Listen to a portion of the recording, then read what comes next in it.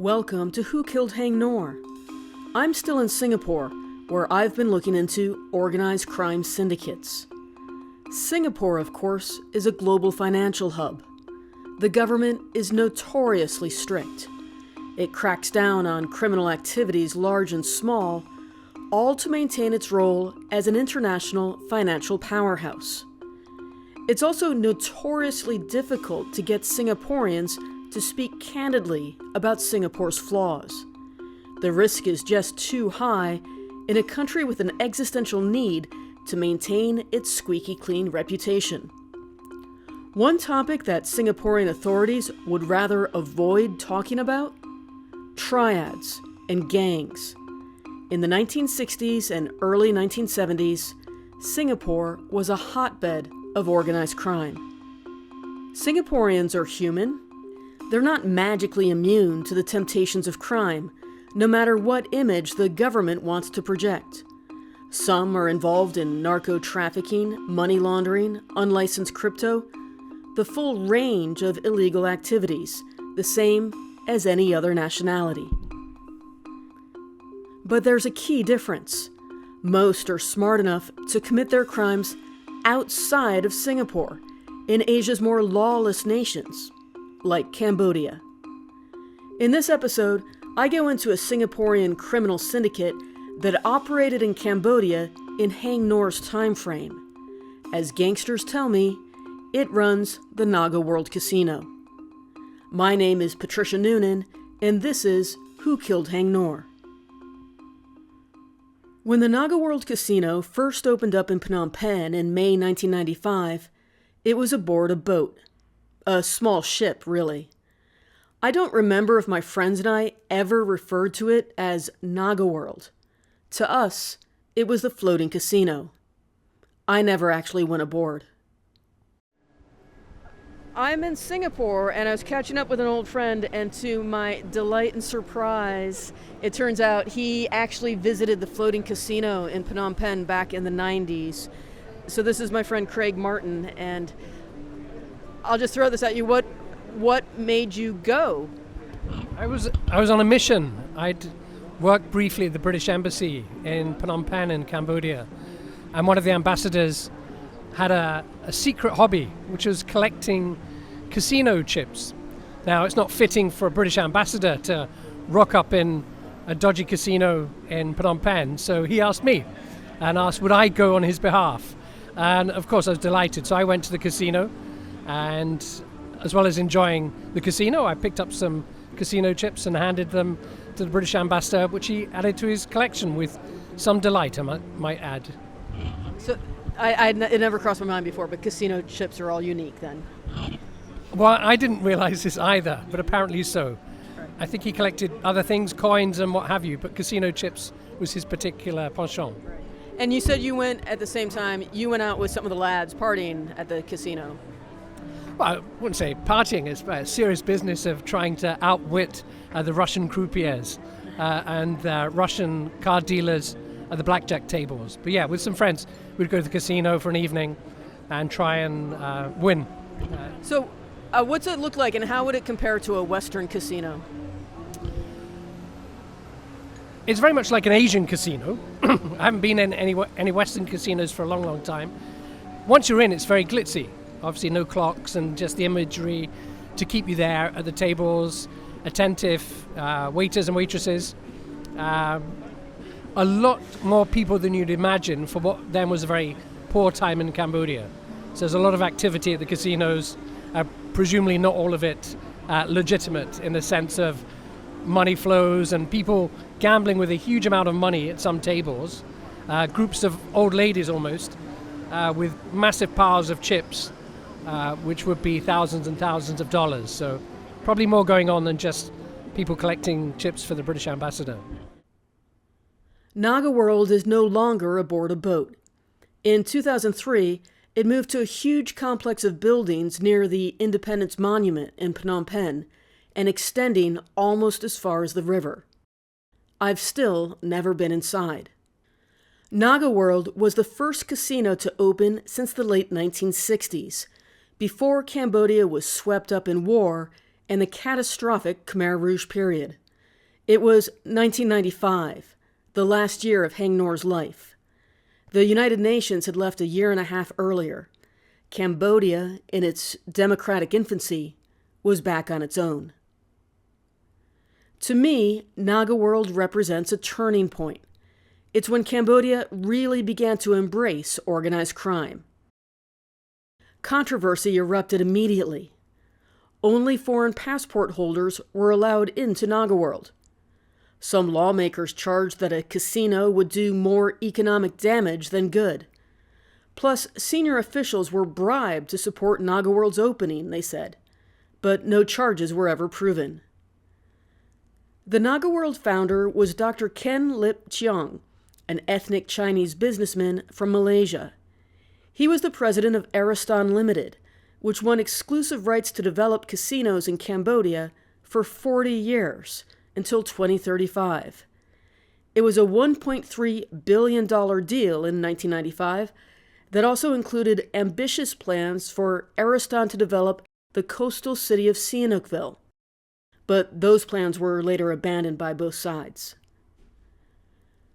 The world of casinos in Cambodia is a universe unto itself. I only have time to give you a glimpse of it here. I'll be focusing on the context that relates to my Haing Ngor investigation. First, a detail that caught my eye.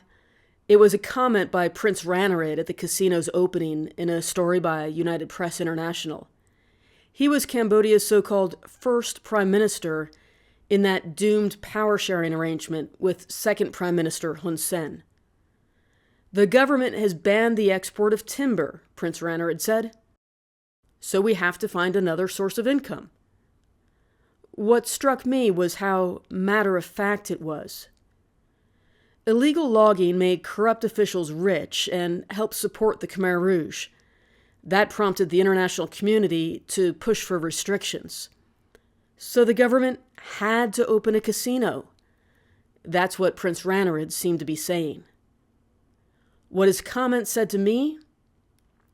As soon as one illicit network was even slightly tamed, another popped up in its place.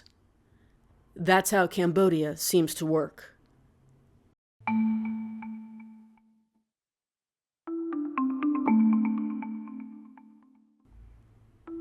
As soon as NagaWorld opened, a wave of abductions and casino-related violence hit Phnom Penh, as archived news stories reveal. There was talk about banning casinos. It didn't last. Nor did the exclusivity promised to Ariston. By 1998, 3 years after that exclusive 40-year deal, 3 casinos had opened. One was owned by a known organized crime figure. And Cambodia would go on to have 193 casinos at their height in 2019, according to the United Nations Office on Drugs and Crime.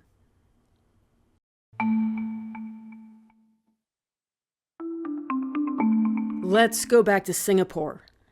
That's where I met 2 retired Singaporean gangsters. They were from different triads, and only one let me record him. But both said the same thing. NagaWorld was, and still is, run by a Singaporean triad.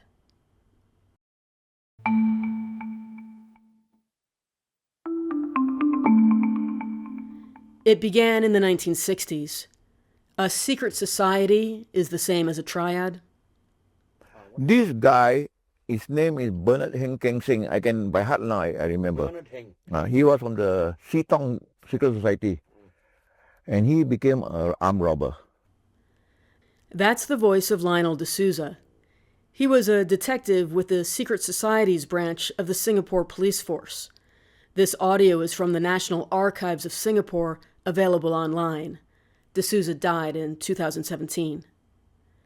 Aaron, the Singaporean journalist I hired, and I had both reached out to Singapore's Central Narcotics Bureau for a fresh interview on the subject of triads and criminal syndicates.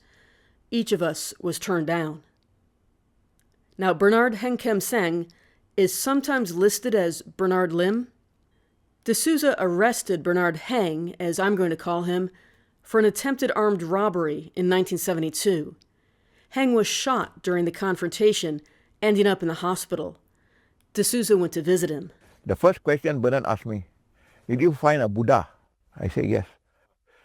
Then he told me the story about the Buddha. He got his Buddha from some Cambodian monks. That time they had a temple at Thompson Road.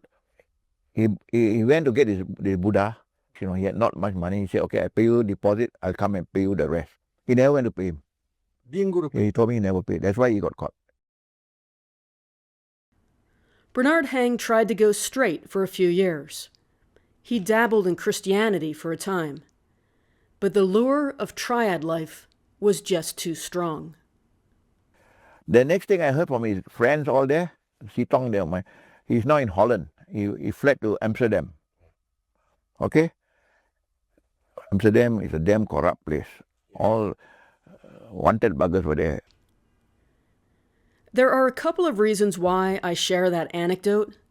One, if you Google Singapore and triads, there's a rich history there, far more than I can include here. And two, it seems that no one these days is willing or able to talk about it. In fact, I've spent months trying to get anyone in academic, policy, analyst, press, and government circles in a couple of different countries to talk to me about the Seetong and their affiliates. I've had no luck. So I'm going to give you the Cliff Notes version. And of course, it's all going to circle back to Cambodia.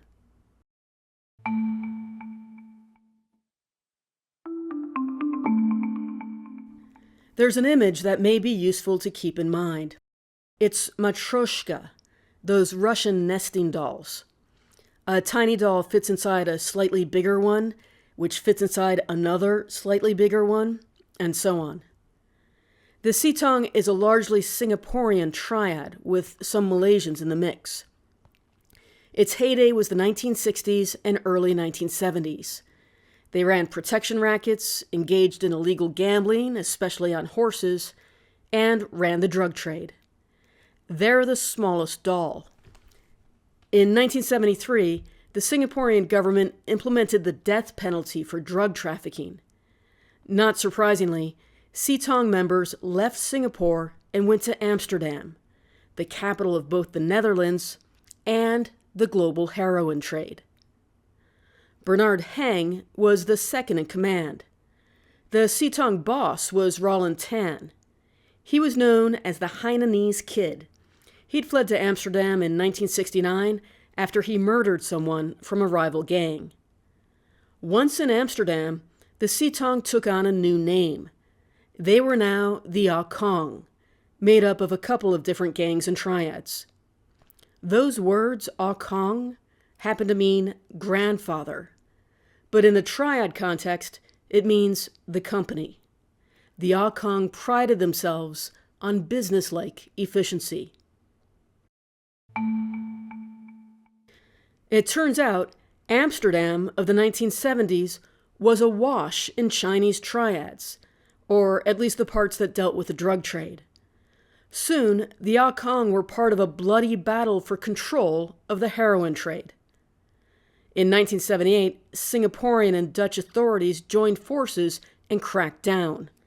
About 50 Kong members were arrested. Roland Tan got away. He fled to Denmark. He died there in 2020, having spent 50 years on the run. Bernard Haing also avoided those arrests. By this point, he and Roland Tan had become rivals, essentially running two branches of the Kong. He spent most of his time in Taiwan and Bangkok, earning the nickname Siam Kia, or the Siamese Kid. He ran drugs to Europe out of the Golden Triangle. I get this information from a series of 1994 articles in the New Paper, a Singaporean newspaper, and a press release by Singapore's Central Narcotics Bureau. I'll link to those on the Who Killed Haing Ngor webpage. It's not clear exactly when, probably the mid-1990s, but the Kong's Bernard Haing moved to Cambodia.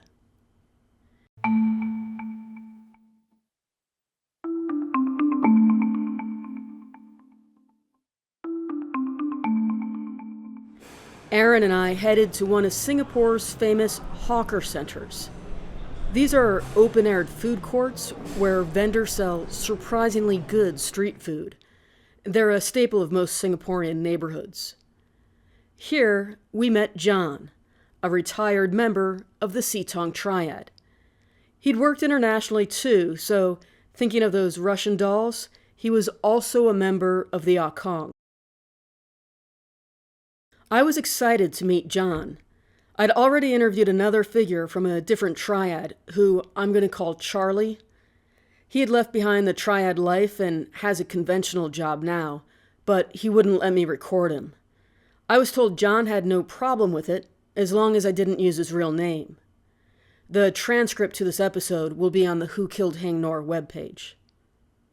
This is surprising because Singapore has an international reputation of being very strict. Yes. Very strong law and order. Correct. So Yeah. I don't think people believe that there are Singaporean gangs. We have many gangs in Singapore. Haloksan. Even to today. Till today still exist. Still have. Yeah, there's still many gangs. Now today. still have. Omega lah, Malay group like Indian, all this.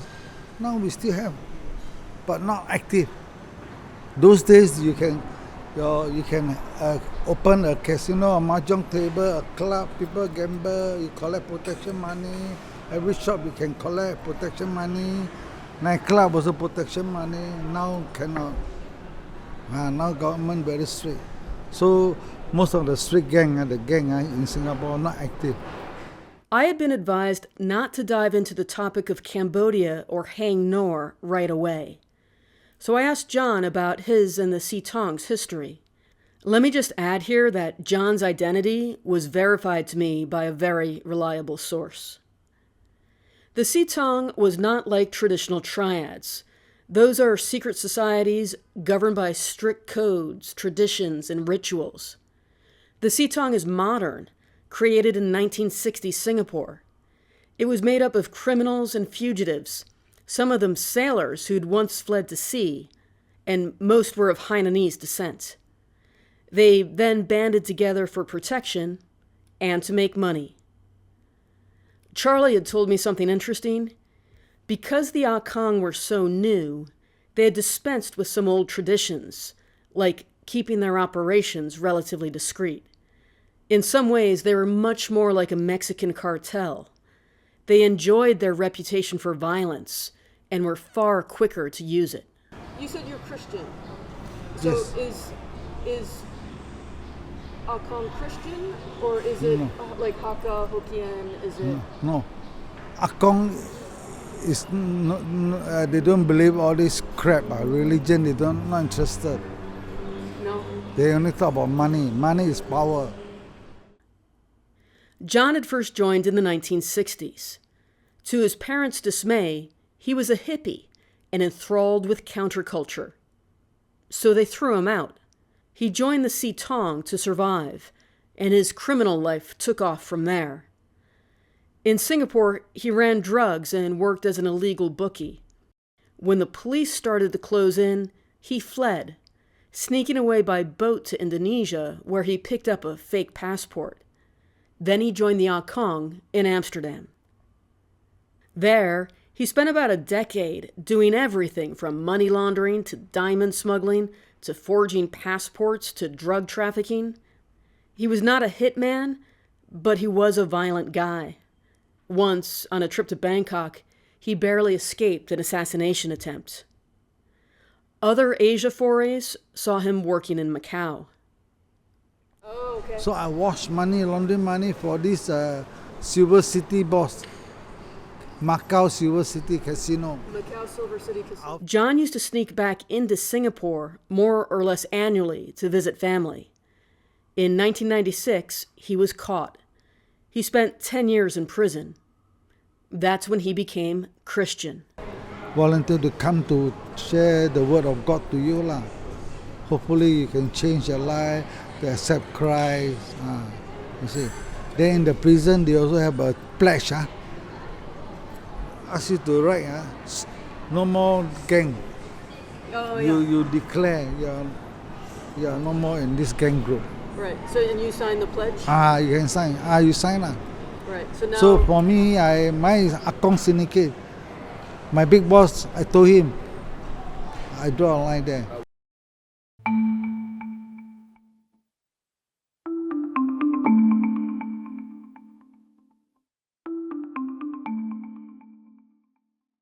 John never worked in Cambodia, despite being asked.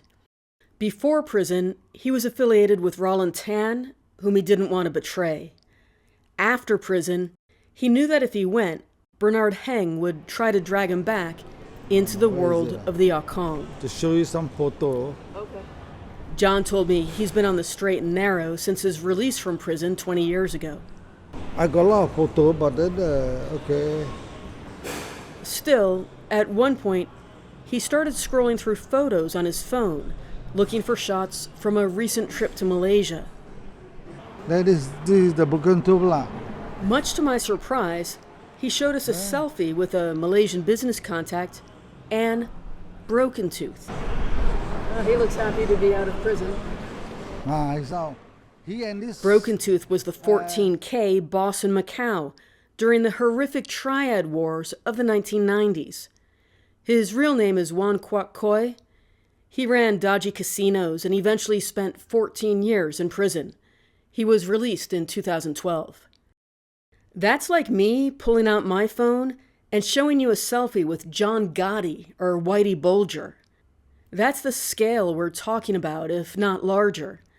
Broken Tooth is a major criminal figure. Even today, he's linked to casino junkets, underground banking, unlicensed crypto, and scam centers by the UN Office on Drugs and Crime. John said that meeting was networking about a possible business venture of Broken Tooth's in Myanmar. He didn't share details, but insisted his part was entirely legal. But frankly, the legality of any venture involving both Broken Tooth and Myanmar is very much up for debate.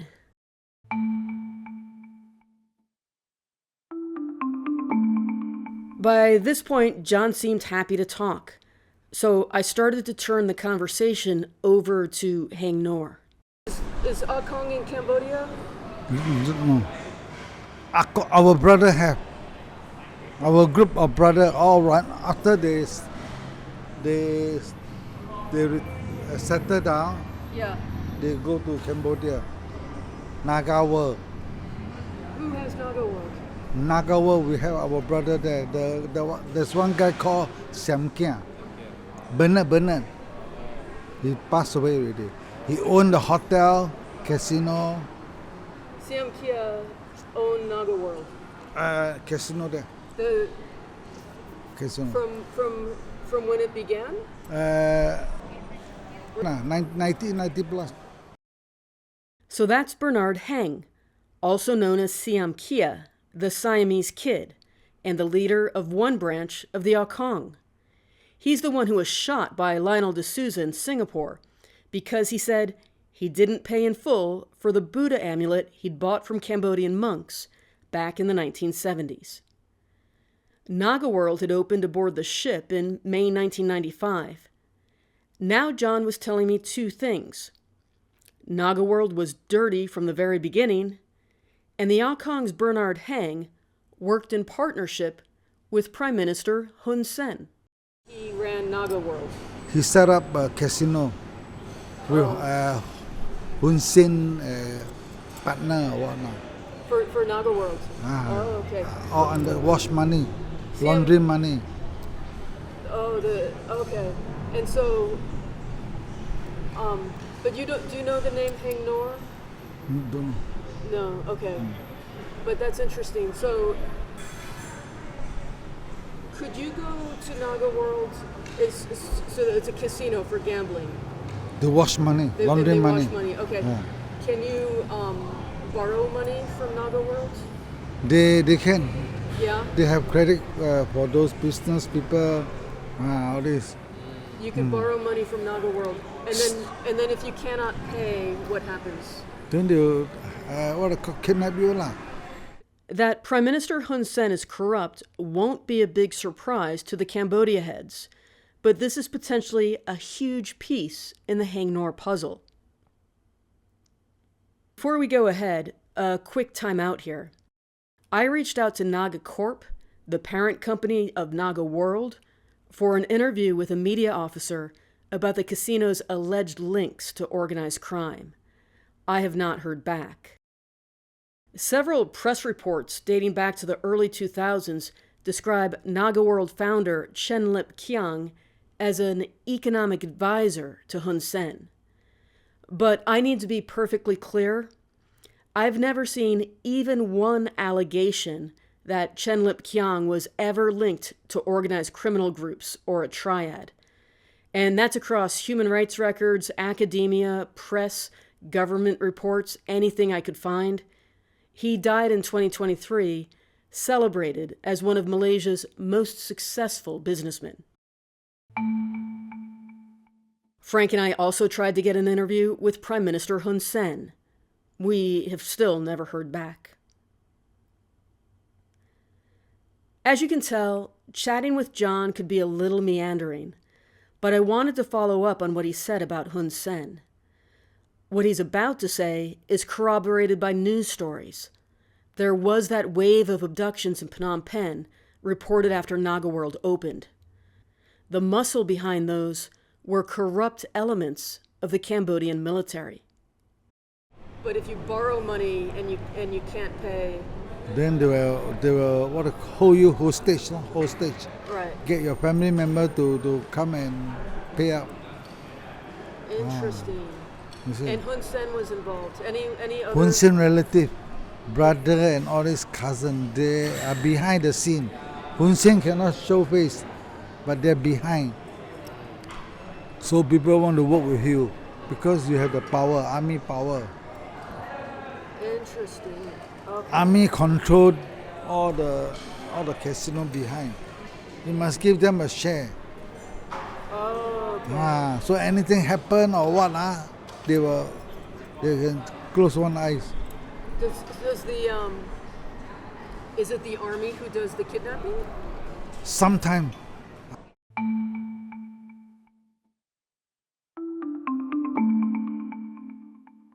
Let's frame some of this with what was going on in Haing Ngor's chaotic financial life. Between 1992 and 1996, he had invested, given away, or lost as much as $2 million in today's money. There was that long-term drain on his finances caused by the Canada House Orphanage. There were the humanitarian projects he paid for, some in partnership with Prime Minister Hun Sen. Larry told us that Ngor went to the U.S. every 2 or 3 months to buy trucks, which he shipped to Cambodia for yet another business he was trying to launch. Then there was that windfall of cash when Ngor played a Buddhist monk in an IBM commercial. And there was that turbulence surrounding his sawmill. We don't know how much he spent on it, but the previous owner had not paid the staff, and they made off with some of the equipment. So Ngor paid back wages and bought new equipment. My guess is that that's where some of that IBM money ended up. The sawmill sat idle for some time because Chan Sarun had refused to give Ngor a forestry concession. Eventually, he signed a deal to rent the sawmill to Japanese investors. It had not yet turned a profit when Ngor was killed. By then, Ngor was carrying a debt of at least $203,000 in today's money. Part of that was a loan of about $50,000, I've been told, he took out in his girlfriend's name. I can't believe I didn't think of this until this episode. But if Ngor was borrowing money in his girlfriend's name, then had he already depleted his own line of credit somewhere? It's possible there's another significant debt that I'm not aware of. People have told me that Ngor never gambled, but he was seen heading into the NagaWorld casino.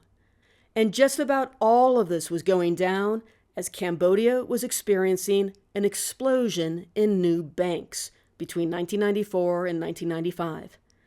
So many were just money laundering ventures that the National Bank pulled the license of anyone who could not prove they held enough assets. If Ngor was short on cash, it's not like he could go to a conventional bank and take out a loan. But NagaWorld, as John told us, was an underground bank.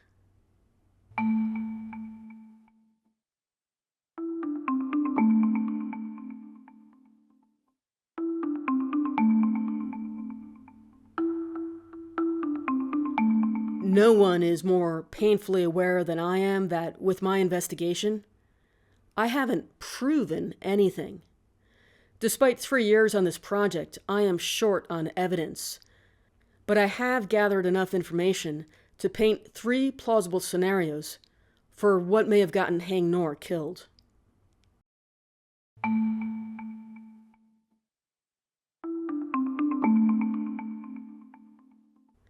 Here's the first. Let's say Haing Ngor borrowed money at NagaWorld and he could not pay it back. Now, if you were in the Kong, would you kidnap Haing Ngor? Would you try to extort Sophia Ngor?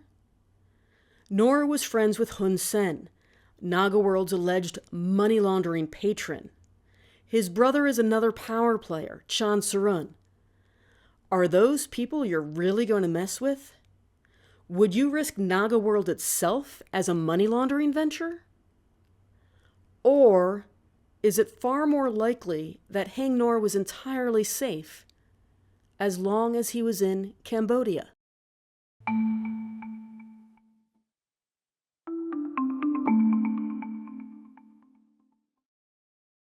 There's one more Russian doll we need to talk about, the biggest one.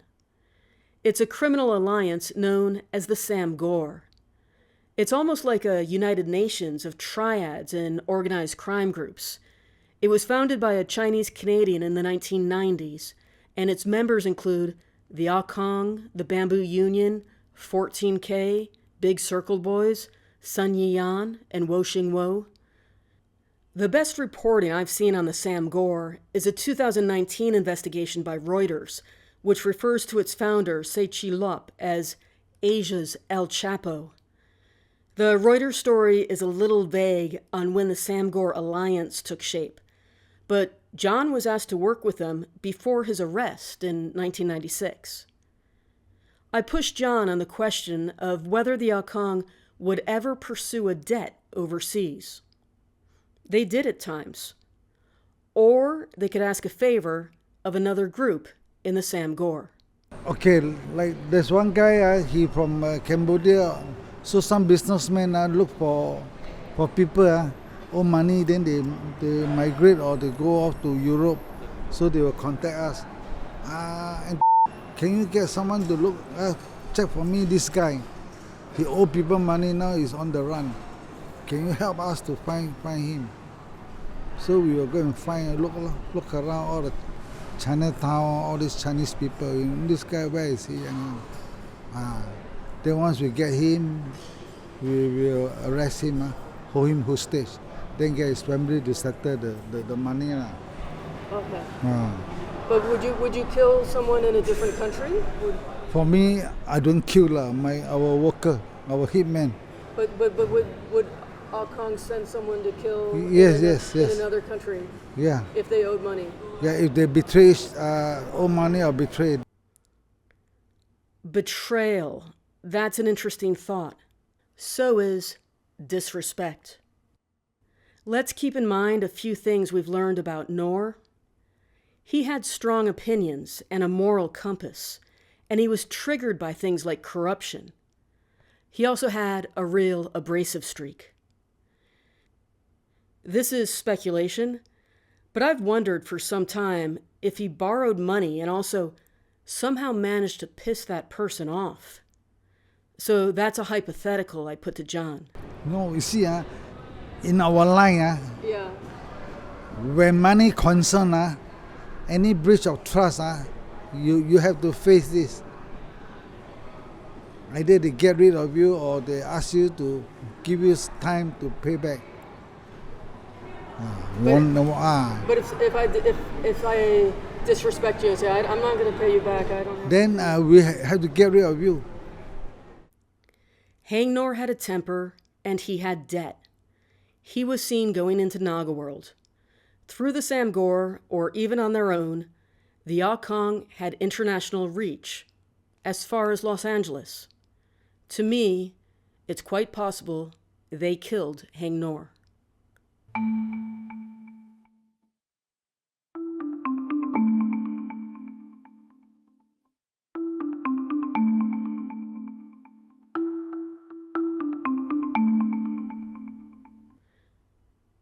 Let me throw at you a second plausible scenario. Haing Ngor's secretary said he tried to sell his banking license to a man we thought was Larry. I no longer think it was Larry, so I'm going to change that person's name to Mr. X. When the deal fell through, Mr. X was angry, and he threatened Ngor, saying, "I know professional killers." The secretary said Mr. X was a broker of some sort who represented a, quote, Singapore group. What if the Singapore group was the Ah Kong and they wanted a bank? Or what if Mr. X was a criminal figure who wanted a bank so he could link up with the Ah Kong? Money laundering, essentially, is about hiding the criminal origins of money. Here's a very basic version. A criminal brings dirty money into a casino, usually in cash, and trades it in for chips. He gambles for a bit, limiting his losses, and then cashes out. Now that dirty money is clean, and usually takes the form of a check or a wire transfer. Forgive me for getting into the weeds here again, but smart people I've talked to about the Ngor case have said to me, if a triad has a casino to launder money, then it wouldn't need a bank. It's a redundancy. That's not the case. When the criminal wants to spend the money he washed at the casino, he still needs one. Gregory Coleman is the retired special agent for the FBI, focusing on financial crimes. We heard from him in the Singapore group episode. So if I laundered money in Cambodia and I lived in Bangkok or Singapore or China, then I would transfer it out again, like via the SWIFT system, right? Well, and then it would be clean. Right, exactly. Yeah, the casino becomes an entry point, right? It becomes a conduit for the money. But ultimately, underlying all of that is a traditional banking system in order to move the money. Traditional banks have departments that monitor suspicious transactions. They're required by law to report them to the authorities. Am I right to assume that if you are a triad or some kind of criminal syndicate, it could be very useful to have either a bank of your own or a bank that does your bidding? No question. Not only was it beneficial back then, it's beneficial now. I mean, that has not changed. I mean, and whether it's a triad or whether it's La Cosa Nostra or any other, it's all the same.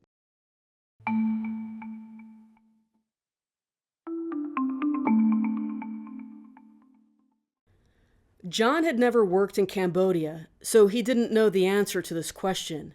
But I think it's plausible that in 1995, the Ah Kong would have wanted a bank of their own. It would be an expansion of the money laundering venture that was NagaWorld. It's possible that Ngor was killed over the lost opportunity cost of the failed bank license deal. That could have reached into the millions of dollars of lost revenue for the Ah Kong or for Mr. X. Once again, the first thing anyone would know about Haing Ngor is that he had friends in high places. It would be far too dangerous to kill him in Cambodia, so you'd have to go after him someplace else. Maybe Chinatown in LA.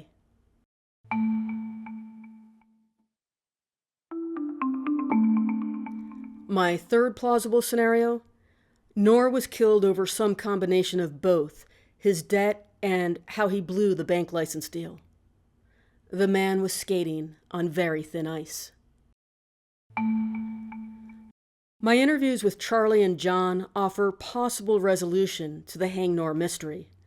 Again, I haven't proven anything, but all roads have brought me here. After Ngor was shot, That creepy guy who appeared at the crime scene, who said he was looking for his mother? To me, that was most likely a triad member who came up with a lame excuse for why he was there when he was really trying to confirm that Ngor was in fact dead. Perhaps he was the same person who called Ngor's hotel in Phnom Penh, claiming to be family, and telling the hotel manager not to let anyone in Ngor's room. Perhaps there is evidence detailing Ngor's association with NagaWorld or the Akong. Obviously, that's speculation. But it's a narrative that reconciles those details from the LAPD's own records that they never pursued back in 1996.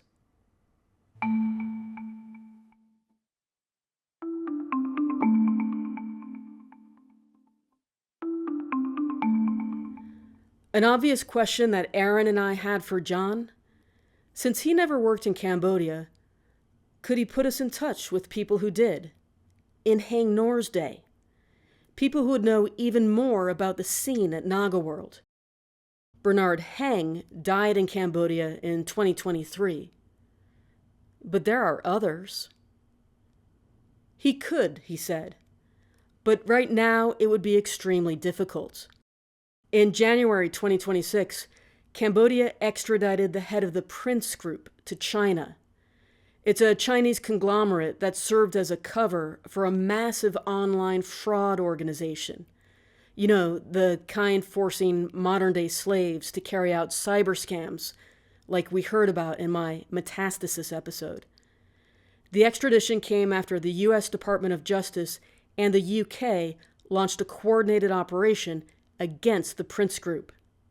Since then, John said, his Akong friends have gone into hiding. He's still in touch, but they're only calling him up at random moments on burner phones. Still, Aaron and I intend to keep our feet in the door.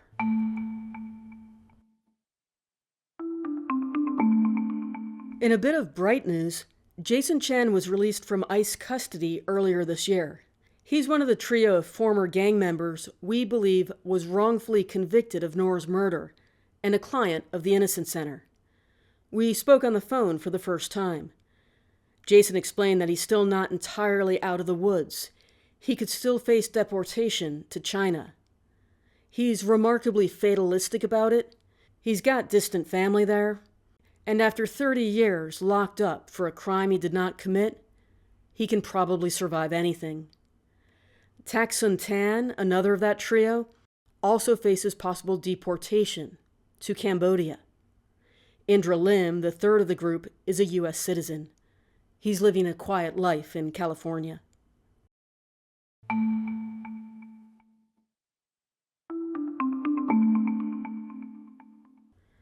I'm not closing my Haing Ngor investigation. There are still some loose threads that I want to pull at, but I will be taking a break. This has been a 3-year passion project. 1990s Cambodia changed my life for the better. As I said at the start of this project, it made me feel, for the very first time, like I was becoming the person I was meant to be. I'm far from alone with that. And for so many of us, our experience was informed by Haing Ngor's portrayal of journalist Dith Pran in The Killing Fields. I hope you think I've done some justice to Haing Ngor's story. My name is Patricia Nunan, and this is Who Killed Haing Ngor? My thanks to my Singaporean friends who helped me out behind the scenes. I'll be releasing a bonus episode in the coming weeks with some of the material on my cutting room floor to offer a broader look at some of the points I touched on this season. If you knew Haing Ngor personally and would like to contribute, please email me at whokilledhaingnor@gmail.com. I'm on Signal and Telegram as MP Nunan. I'm also on Substack as MP Nunan. If you have a question, please feel free to reach out. And if you'd like to support the investigation, there's a donation button on the webpage, whokilledhaingnor.com. Thank you for listening.